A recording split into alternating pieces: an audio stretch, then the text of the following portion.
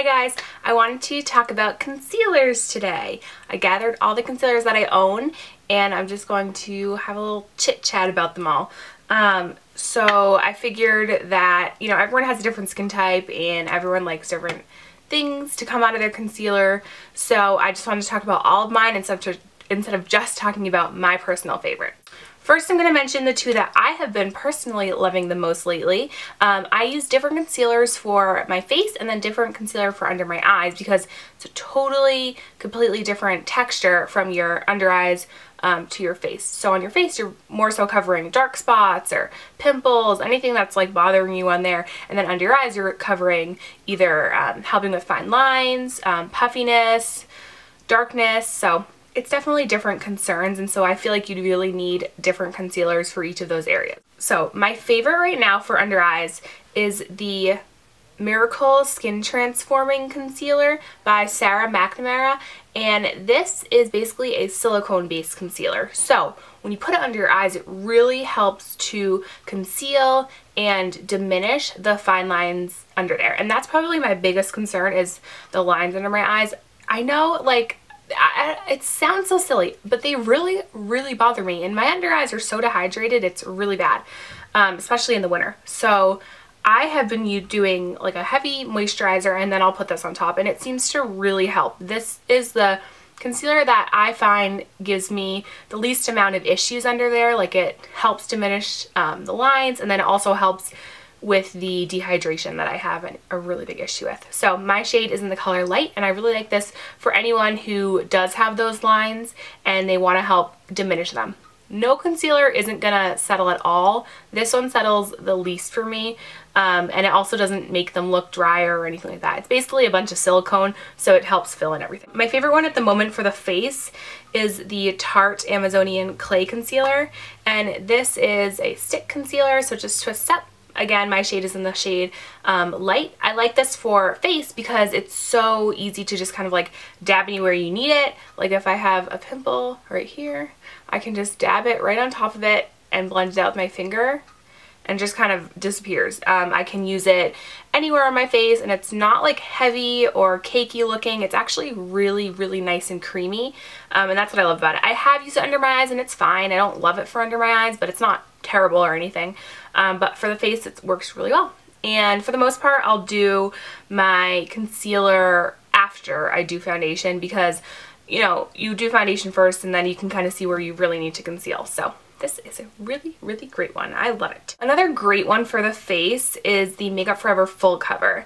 This is really good if you have something heavy duty to cover up, because this is probably one of the most full coverage concealers that I've ever tried. This you have to be a little careful with because it is a little bit drying. It's waterproof. It's like gonna stay all day. I would not use this under your eyes, although some people have told me they use under their eyes, but I feel like it's so drying for under the eyes.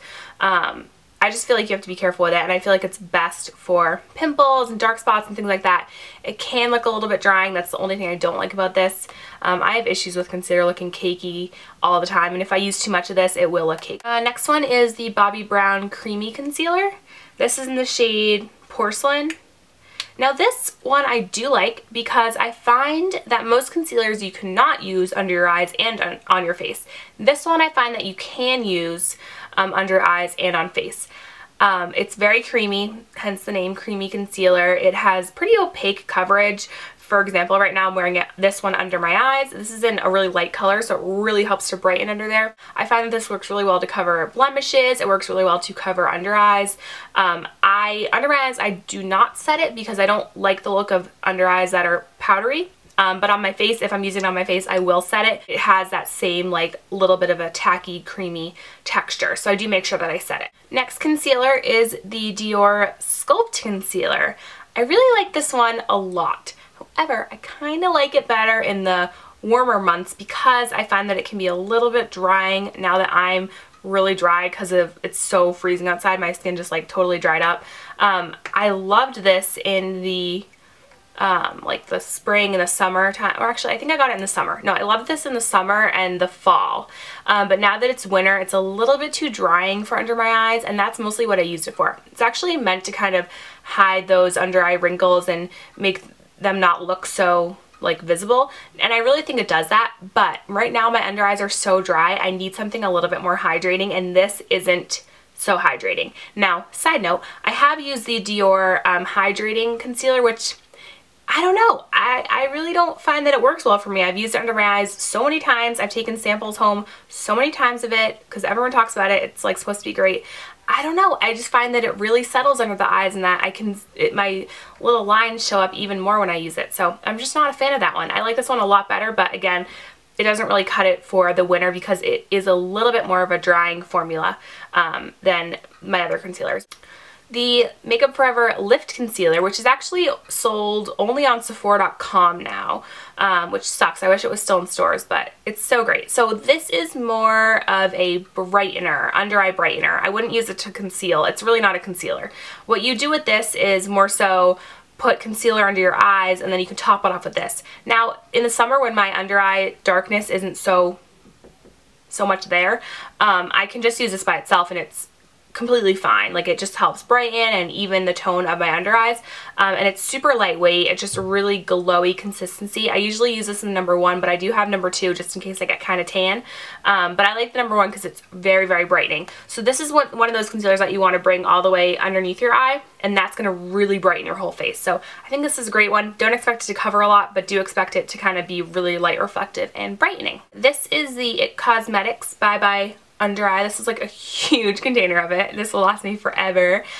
This is in the shade Neutral Medium. I just don't find that it does what it claims to do. It's supposed to be like a collagen filling concealer for if you have under eye lines and stuff, and every time I use it, I mean, it settles into my fine lines so badly. I try to use it and it just settles so much, and sometimes it will look a little bit dry and just not so terrific looking like I want it to. So I'm just not the biggest fan of this. I think it's a good concealer. Like, it covers really well. I wouldn't use it anywhere else besides under your eyes because that's what it's marketed for, but I just find that it settles so much and it just doesn't look very pretty under my eyes. So it's super thick. I think that's part of the problem. I think it's like way, way, way too thick, but that's my opinion on that. Next concealer is the MAC Pro Longwear Concealer. This is in the shade NW20. I would not even put this anywhere near my under eyes because this is so drying, it's not even funny. This is a really amazing concealer for covering blemishes. If I have something huge to cover that like literally none of my other concealers will take care of, this is what I will go to. This is a really, really good concealer, and it lasts all day. Normally, I'll use this before my foundation to kind of even out, because if I use it on top of my foundation, I find it looks a little cakey and a little dry. Since it is such a long wear concealer, it kind of like dries really quickly. So I tend to put it on before foundation and then kind of like buff out the edges with the foundation when I'm finished with that. But if I have a really big pimple or something like major that I need to cover, which I do, I really do, I will use this. This is what I will always go towards if I need the fullest coverage possible, and it's really good. This is the MAC Studio Finish Concealer. I used to be obsessed with this a while ago. Oops, I keep closing it. This is in the shade NW20, which is my shade in MAC, clearly. It's just a classic pot concealer. This is what I used to use to cover blemishes. Now I find it looks a little cakey and a little too dry for my personal taste. I find that it's too thick for under the eyes. It does cover blemishes well, but now that I got the Pro Longwear, I find that the Pro Longwear works way better for blemishes, so I tend to go towards that rather than this. It's a great concealer though. I mean, if you are looking for something really thick that covers well but not as much as the Pro Longwear does, this is a great one to go with. I've seen people use it under the eyes. I find like it's very thick under the eyes. I don't like that thick texture under there. It's just too thin. The skin's too thin to add like a super heavy texture. But this is really great for covering like redness and blemishes. I tend to use this before foundation, or else if I use it on top, it looks a little bit cakey. This one is the Amazing Cosmetics Concealer. The shade is in light golden. I don't think it covers blemishes very well. I didn't ever really like it for that. I just find that it kind of slips off of them. But I find that it covers under eyes very well. I think my one problem with this one is that it stays very wet looking. It stays very, very shiny and very wet. So I find that it doesn't really last a long time because it never actually sets itself. It always stays wet and dewy, which for some people is great, but for me, I don't like to set my under eyes. If I did set them, then it wouldn't be an issue. I like my concealers to kind of set itself, but not to the point where it's going to be too dry. This is just too wet under my eyes, and it looks like super glossy, like almost like unnaturally glossy, when the rest of my skin is more of like a satiny finish. I also find that this does settle into my lines because it is a pretty, you know, full coverage concealer. It really settles badly, like right in the corners of my little fine line area. It's a good concealer if you don't have any under eye lines, and if you like that really glowy, dewy look. It definitely covers amazingly. This is the Maracuja Creaseless Concealer. I haven't really used this on blemishes because I find that it has such a shiny texture that I find it might like accentuate the blemishes.